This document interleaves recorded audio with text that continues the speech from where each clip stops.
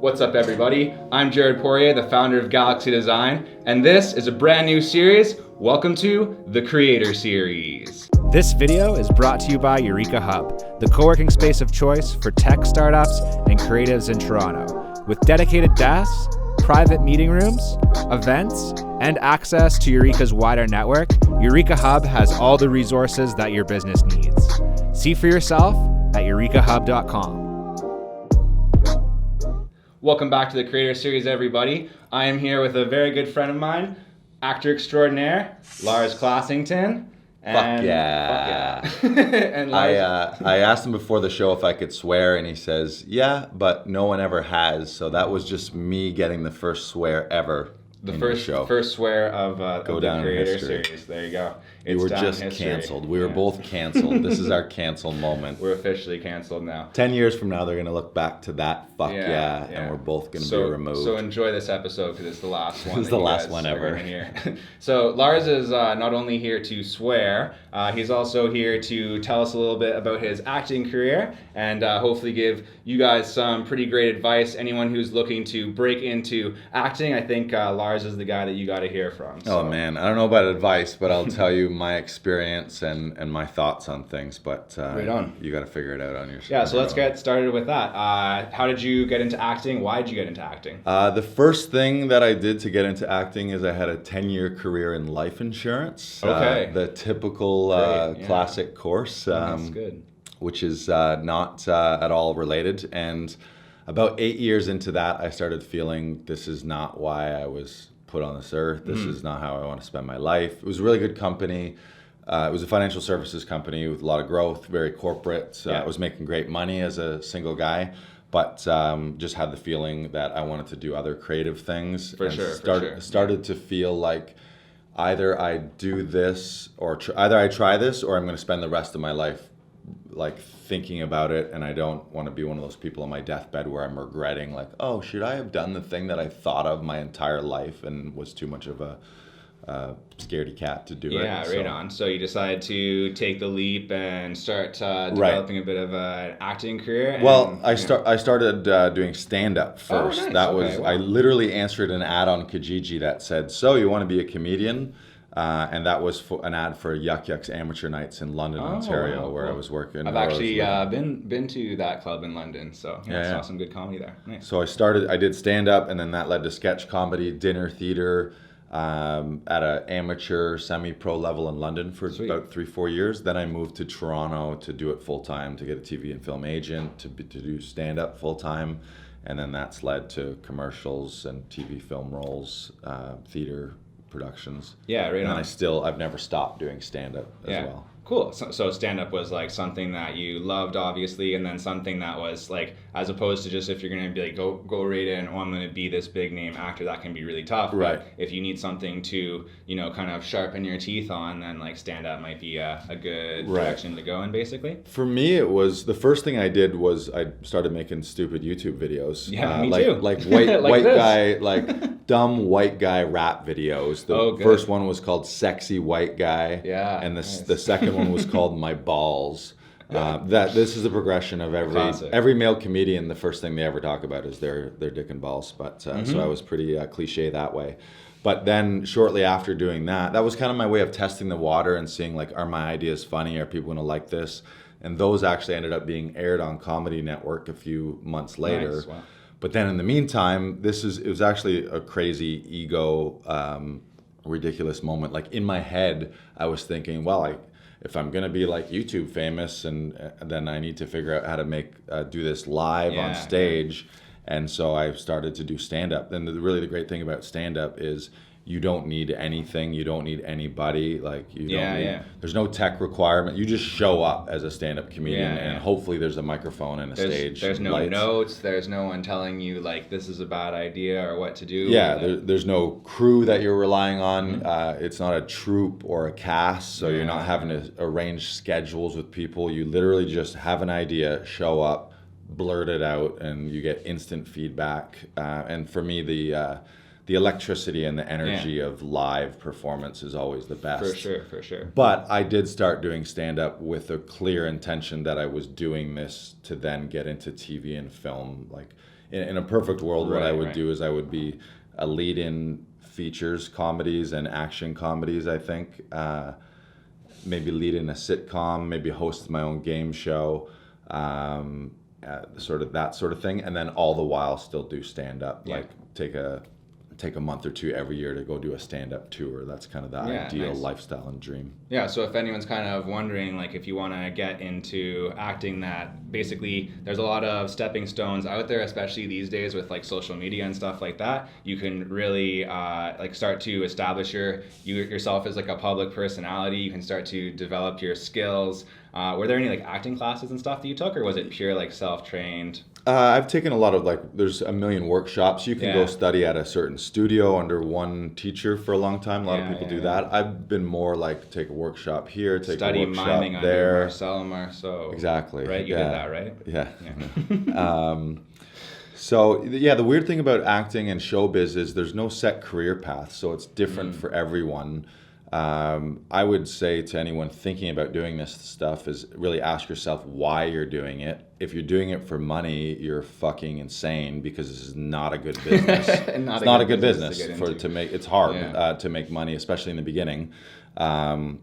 If you're doing it because you have a passion for performing or for storytelling or all those creative things, like if it's a very kid-like instinct, then I would say you're right to do it, but expect that everyone's the classic 20-year overnight success.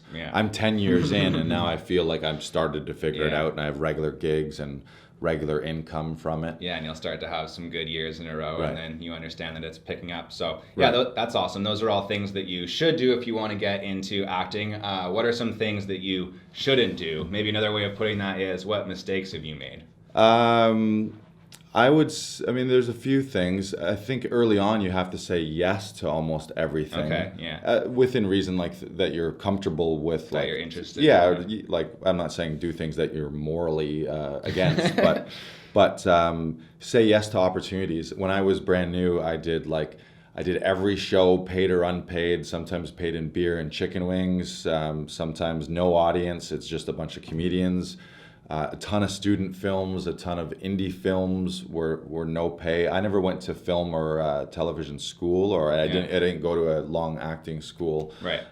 So my boot camp was learning on set. I did a lot of background work where you're like an extra on TV film sets, big huge sets with Hollywood directors and actors, but you're in the background, but you're able to see how things operate and start to learn on set. You start to learn the lingo.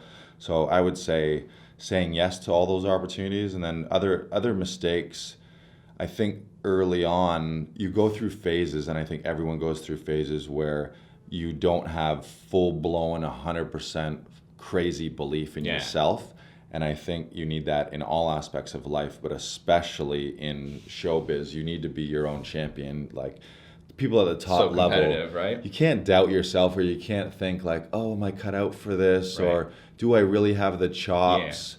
I'm not saying you need to be in a sane person where you're like, I'm the greatest actor ever, or I'm the greatest performer ever. Right. But you got to be your biggest fan and believe that you can do this at a top level. And if every day you're having to wake up and have an inner struggle with yourself about whether or not you're cut out for this, then you're probably not cut out for this. Sweet. But everybody has that self-doubt. I'm sure, like, even the top, like, I'm sure Daniel Day-Lewis at some times wakes up and thinks he's a shitty actor. Yeah. And I've thought that. I feel like if I never did another thing in my career right now, I would be like, I did some really cool shit. But I don't feel, there are days where I'm like, in stand-up and acting, where it's just like, you have these feelings of, am I good at this at all? For sure. Like, do I suck at this?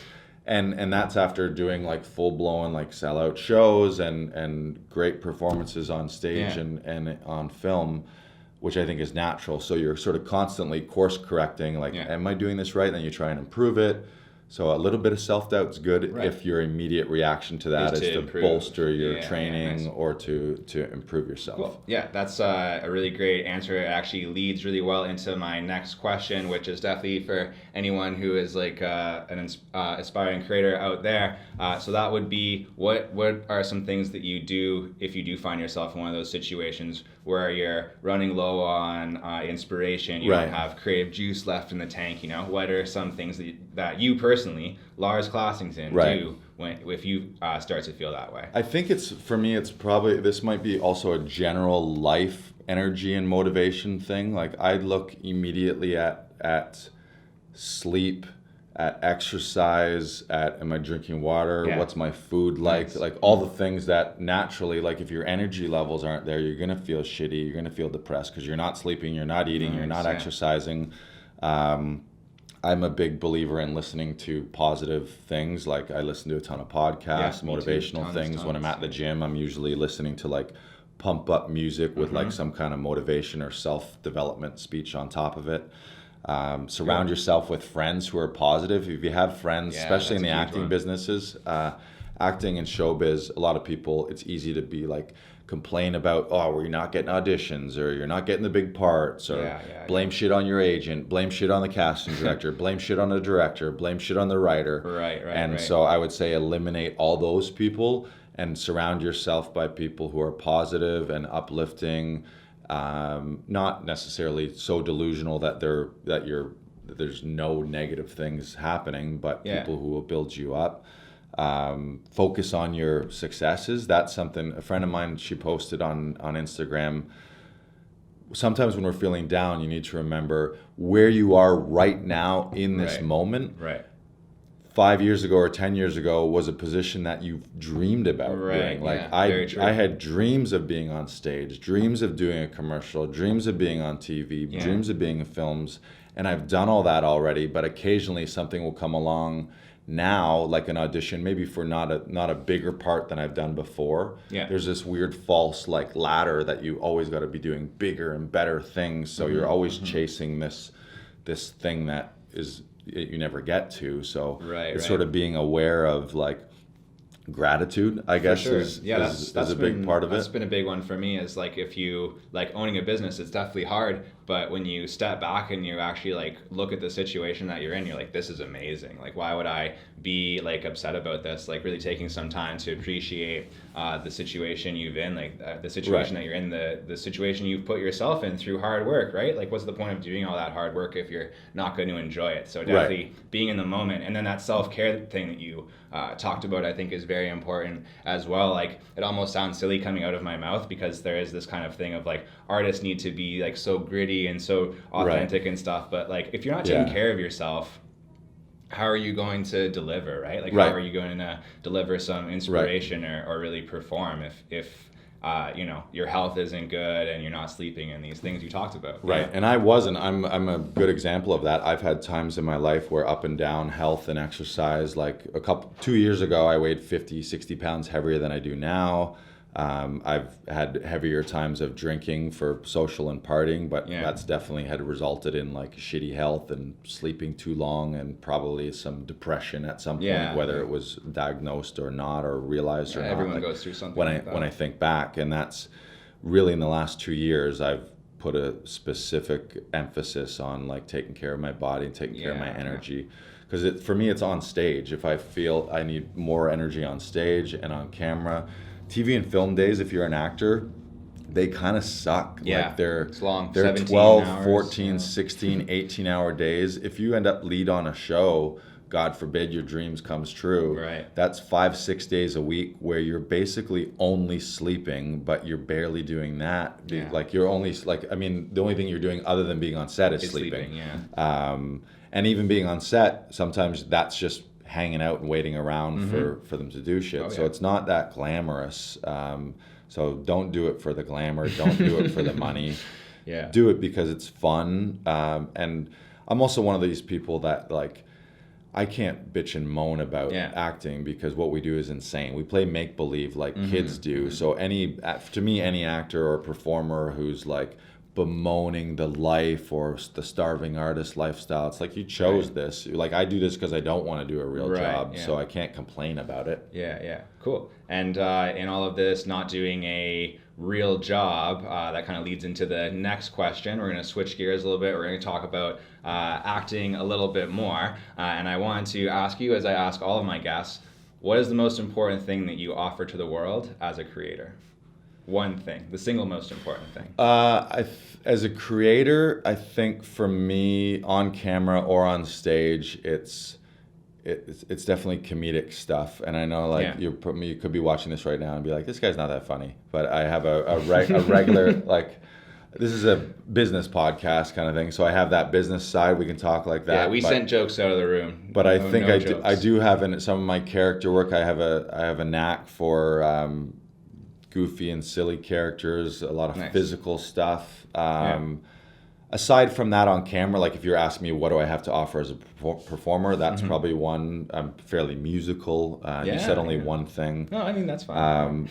It all ties together. Yeah, I don't know. Your presence as a performer. I feel like the one thing should be bigger than just on camera, that it should be, like, hopefully inspiring other people to do the thing that they love to do. Yeah, man. Whether it's performing arts or just something creative or starting a side hustle business or just going for that one thing. Like, I think you've like sort of danced around it a bit, but the sense that I get is like the one thing that you're offering is just like your bravery as a performer, that you're willing to be that silly character, that goofy character, to do goofy stuff, put on some stupid mask, pick up a guitar, put on some stupid costume, and for like, not be scared of doing that people are going to be like, oh, like, this guy's not a serious actor. Look at this stuff that he's doing. So that's kind of how I would see it. And it's as you say that, it's funny that because I wasn't like, if you look at my stage persona doing stand-up or some of the TV and film roles, very big, very loud, super energetic, like often life of the party. But I'm actually, in regular life and most of my life before performing, I'm kind of introverted. Like, I'm pretty quiet. I'm usually fly on the wall. I wasn't a natural, like, class clown. I wasn't the natural, like, spokesperson. Before, in my business life before, I'd be in a meeting and I would know that it was coming around to me and I'm having like a mini panic anxiety attack. Like, I'm thinking all the great things I'm going to say, and then by the time it gets to me, I'm red-faced and like nervous and shaky and like trying to like I blurt out like my 2-minute thing, and then it was like a blackout experience almost, where I was like, I was not a good public speaker. I wasn't comfortable, but I learned and figured it out and became more comfortable. So I think part of stand-up and part of performing for me was kind of facing some natural introverted fears of performance and fears of acting out and putting myself out there. Yeah, and what your people's perception of you is going to be and stuff like that. That's been a huge thing for me, even just doing like content like this is, again, like when I started this, I wasn't really that person who would really want to go in front of a group of people and talk. It made me feel nervous. I didn't feel comfortable. It's just, you got to start doing it, right? Like, that's how you're really going to improve your skills. It's just dive right in the deep end and really like, you can obsess in your head all the time about all these little contingencies. Oh, if A happens, I'm going to do B. Just throw all that in the garbage, because like, your expectations, it's not going to be what you expect, right? You just have to develop a way that you can be adaptive, that you can like learn and you can do things on the fly, right? That's really the skills that you develop after a while. And I heard, I don't know who said it, but I heard a quote like, on the other side of your fears is like all of your dreams. So if there's something that you're afraid and hesitating, and something that like consistently is in the back of your mind is something that you want to avoid, the thing might be to lean into that. That's kind of counterintuitive, but our brains just naturally try to keep us away from fearful situations. We like to be comfortable, but it's in those fires that you're really gonna become stronger, for sure. Yeah, absolutely. Totally. So we've talked a lot about acting. I actually want to touch on another big endeavor of yours, which is your production company, Laughing Vikings. Great company. They're doing great work, helping out a lot of actors with self-tapes and that type of stuff. Really great logo as well, I must say. Fantastic logo. This guy, he's a little biased. He designed it himself. I gave him some rough sketches and sent it. No, I love our logo. Made the magic happen. I love it. Yeah, man. Thank you. Tell me about Laughing Vikings. Like, what does the future look look like for LV right now? Well, the goal always with Laughing Vikings is to produce my projects and productions. I think any performer at some point you get to a certain level where, and if you look at any like Hollywood A-lister, you get to that level and then you're like, now what? And they start writing their own projects, producing their own projects, directing their own projects, because you get to a point where like, it's like, why the fuck am I waiting for somebody to give me a part or give me a job in their thing? I want to just make my own things. Right. So with me, I started Laughing Vikings as a company to formally and properly run my stand-up shows, tours, podcasts, feature films, web series, TV shows, so that everything that I produce moving forward will be under a professional banner of Laughing Vikings. And then the studio space, sort of the initial iteration of that here in Toronto, I was moving, how it all happened is I was moving back to Toronto. I'd lived in Toronto for a while, then moved out and was moving back. And like most artists, I'm not a baller rolling in money, and Toronto's a fucking expensive city to live in. It is a little bit. So part of me was figuring out, how do I live in Toronto to allow me to access all the opportunities I need in TV and film, and not live in a basement and not be a 40-year-old man with roommates, because I'm like, I'm too old to fucking have roommates. I can't have roommates. It's tough even if you're a 20-year-old man. Right. So it was sort of, Laughing Vikings was kind of born out of necessity, where it was like, okay, how can I afford a place that I normally wouldn't be able to afford to live in a good studio spot? too. And so I got a commercial work-live studio space where I could do all my things, videos and podcasts and voice and rehearsals and all this sort of thing. Yeah, fantastic. And then what I started to do was rent out the space, and we offer self-tapes for other actors. So it's been amazing to support other actors and other artists and to be a part of other people's productions and creative things. On days where I don't have my own auditions or my own shoots, I'm able to work with other actors for with their auditions, helping them run their scenes. And we've had small production companies come in and do table reads and rehearsals and their own casting sessions. So I'm really grateful to have that opportunity to work with other people at that level. And that since starting Laughing Vikings, everything else has really snowballed. Yeah. And I think that it's very easy in show business to be a lone wolf, because it's a very solo type career, but it's only until you start collaborating and working with other teams and helping people with their own things that the shit really starts to explode. And I've definitely noticed that in the last year or two.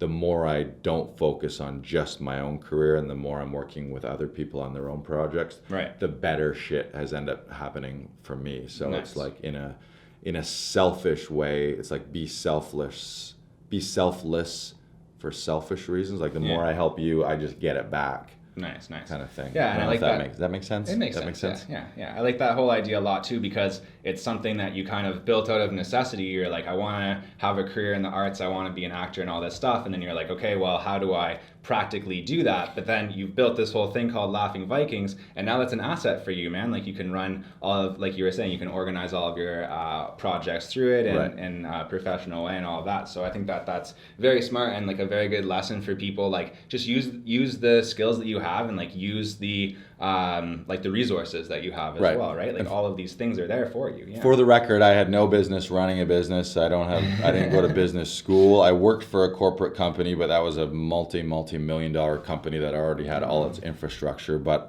you figured it out, like. But it was a ton of work. Like, well, that's how I think you really learn things. It's like practically on the ground when you're doing it. Yeah. How do I register a business? How do I register a website? Build a website? I'll make all the social media channels. Do all that shit. Like and both of us have done that stuff, so it doesn't take genius, you know. And you don't have to go back to school for any of this shit either. You just don't. click after this, watch all of Jared's videos on this channel. But if there's something that you want to do and you don't know how to do it, just go YouTube it. That's all I did. That's all I still do when I'm trying to figure something out. I'm working on it. I put out a video every single week. I'm always interviewing entrepreneurs and creatives in different fields, so I'm trying to get it all covered here. And going back to that as well, like if we want to really help out anybody that wants to break into acting, I always ask my guests this as well. I think it really reveals something about the industry. So again, what's one secret about the acting industry, about the film industry that someone who wants to break in would need to know?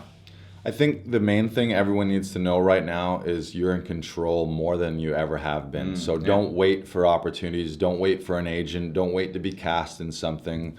You have this, which is a better camera than all of the studios ever had in Hollywood up until 20 years ago or 10 years ago. Right. And you have global distribution with it. So I would say, try and get an agent, try and get cast and figure out all that stuff. But start creating stuff now, even if it's just your own little funny characters or your own vlog or your own podcast. Just don't wait. You have way, way, way more control in this new world than... So just don't wait for gatekeepers to give you your opportunity. Create your own opportunities. Right, yeah. There's this kind of idea that everyone's waiting to be discovered, right? Like, someone's going to discover me and I'm going to be a millionaire. It really doesn't work like that. Like, that is a complete fallacy. And like you were saying, anybody who you kind of only, especially in that industry, like the film and television industry, you only see like when it's success, when things, like you're saying, people being like an overnight success, but there's 20 years or 30 years or 40 years of work behind that. So don't get wrapped up in all of that. What I would say as an addendum to that though is what you say, it's not about someone discovering you. It is about who you know, and it's about your network. Yeah, so very true. Find your tribe of other actors and other performers, meet casting directors, meet directors, go to social events, producers, all of those things. If you have fans and people on your social media, actually engage with them and start conversations with them and get to know them. Because at this point, so many of the gigs that I've had, like that I get now, are because of established relationships. So more important than being the best actor technically, which like how are you the best artist is subjective anyways. Very subjective. But so you can work at your craft and at your talent. But wait. Jack Black, he's the best actor. Is he? Yeah, he is. Arguably, he is amazing. But I would say really nurture and foster and develop relationships and give first before you're expecting to receive and good things. I like that. When you do work on a project, meet the people that are meet the sound guy, meet the director, meet the director of photography, meet the makeup person, meet the production assistants, and get to know them, because you never know a year later or 5 years later, or some of those student films that I've worked on, I consciously was thinking, this is just a kid in college right now, and he's the director of this, and I'm 10 years older than him.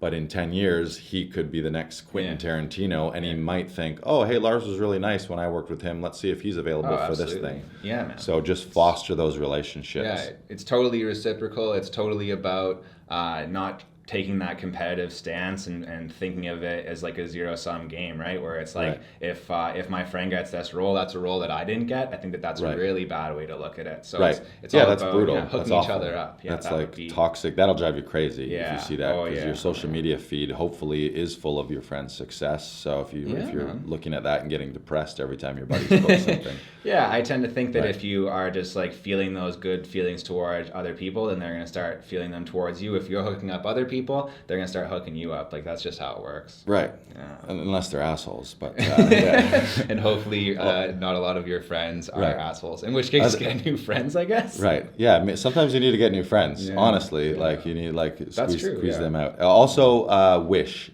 Yeah. You need to wish. I wish at 11:11 very often. Oh yeah, I like that. Yeah, you got to wish. Stay focused on Stay stuff. wishes. And you got to work after the wish, but Cool, the wishing helps. Nice.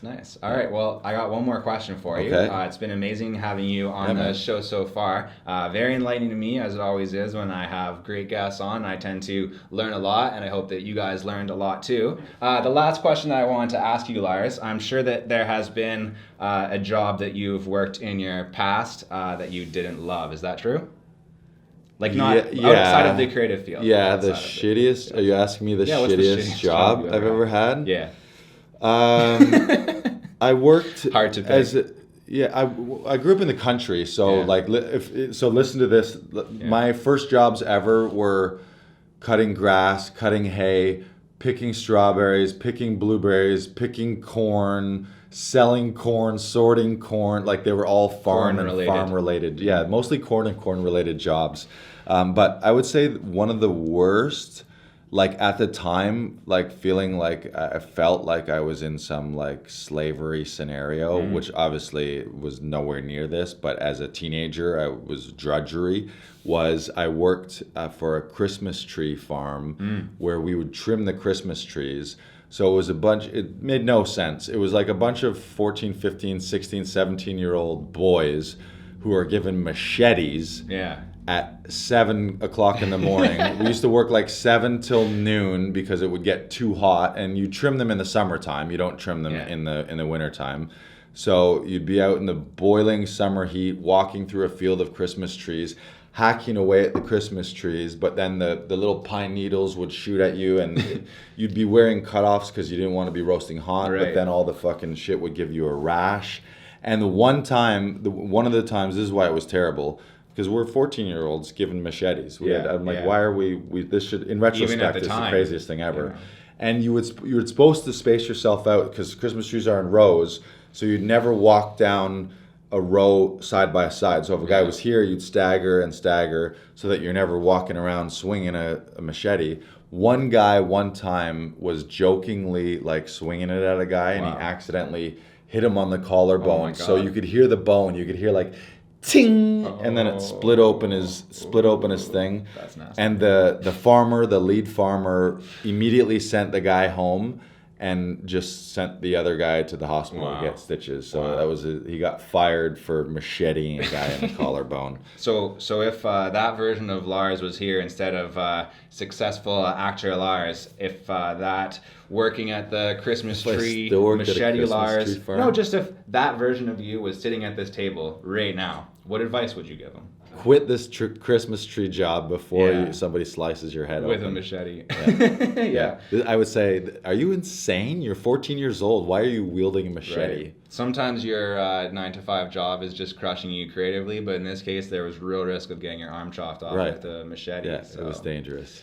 Yeah, man. Were you having a lot of like ambitions of becoming an actor and stuff like that, even at that point in life? I didn't have an inkling of it. As a teenager. I was all sports. Cool, man. Okay. So I had some family members who were in music and a little bit of musical theater, but I never thought this would be anything that I was doing until later in life. Yeah, man. But I was always a huge fan. That's what led me to do it. I was a huge fan of Saturday Night Live, Mad TV, and Living Color, Kids in the Hall, mostly sketch comedy, a little bit of stand-up. So I always watched that from a distance and was like, I love that shit. And always with my close friends, although I'm not extroverted in a group of strangers, around my tight buddies, we would always doing silly voices and little act outs, and you're always trying to make your family and your buddies laugh. So laughing and entertaining was always been a big thing of my life, but just not for sure. So in a very roundabout way, if you guys are working a job that you don't love, just know that there might be way better things ahead, and even things you didn't even consider. That'll be an amazing path. If you don't love it, then you need to get out of it. Maybe if it's not practical for you to get out of immediately, you need to, if you have your 9-to-5, what are you doing from 5 p.m. till the time you go to bed? You got to start transitioning your way out. Do a little extra work on the side. Figure it out. Yeah. Don't be one of those insane people that lives their whole life doing something that they don't do. I'm telling you, you're going to regret it. And it's a shitty example to show your kids. For sure. It's a shitty example to show your friends and family. Yeah. Take a pay cut and do something you love. Absolutely. Instead of... And there is a false dichotomy that's like you either stay in your job that you hate or you like quit it immediately. No. It's not true, right? No. Well, unless you want to end up a homeless person. You can quit your job right now and become an actor, but you're just going to be a homeless person. So figure it out practically, but make the leap and bust your ass in all the time that you have outside your 9-to-5, if you have a 9-to-5. Absolutely. Build those skills up. Start building up that network, like you were saying. If you need to get a little bit more educated, like don't go back to school. I wouldn't necessarily suggest it. I would say learn as much as you can on site. Like that's what I've done. I didn't go to business school. Lars didn't go to acting school. We're both doing okay. Kubrick didn't go to acting school. I wouldn't say I wouldn't say necessarily don't go to school, but don't let not being able to afford to do that be a barrier, because you can get almost the same, if not a better education online and through other avenues than going to a accredited college. Absolutely, and get some real world experience rather than just theoretical stuff. So I mean, you're already a human, so you can, if you can move your body and talk, then you have the basic things that an actor needs to be able to do. Right on. Figure out some, there's finer details, but if you can speak and move your body, you have 80% of it right there. Yeah, you're pretty much there. The rest is confidence and just doing it. Just get out there and do it. Yeah. Awesome. You hear that? Just do it. Just do it. That's not trademarked. Trademark Galaxy Design. No, we weren't saying just do it. We were saying just do it. Do it. Like not just do it. Just do it. Understand? Yes. Like not the just. Just do it. Just do it. Just do it. I like that. All right. Awesome. Words of wisdom from my man, Do Lars Classington. Please don't ascribe wisdom to me. I don't want to be one of these people. But yeah. All right. Hit me up if you ever have questions about stand-up or acting, or you want absolutely. some guidance or pointers, or point you in the direction of resources, or if you need help with any self-tapes, you can hit up Laughing Vikings or at Lars Classington. Yeah. We're gonna put those links down there in the description, so you guys can check them out. Check it out. They're gonna be down here. Right? Down here. Down there. Right here. Right there. In and around this area. Check it. All right, Lars, this has been super fun, man. Yeah, man. I really appreciate you coming on the show. I appreciate all of the excellent tips that you've given to everybody. Like I said, I've learned a lot. I think that the viewers will have learned a lot. So, thank you so much again. Cheers. Thank you. Thank you for the swears. Cheers. I appreciate Stay that. creative. That's really Fuck good. yeah. I'm sure the YouTube algorithm appreciates that as well. Thank you guys so much for watching. If you liked this, make sure that you subscribe. Please subscribe. Please. I'm not asking much. I'm not asking for much. You've watched this long. Click the fucking button. Click the thing. And look forward to more episodes of the Creator Series coming soon. We'll see you guys later. Bye. Bye. No, you hang up. Bye.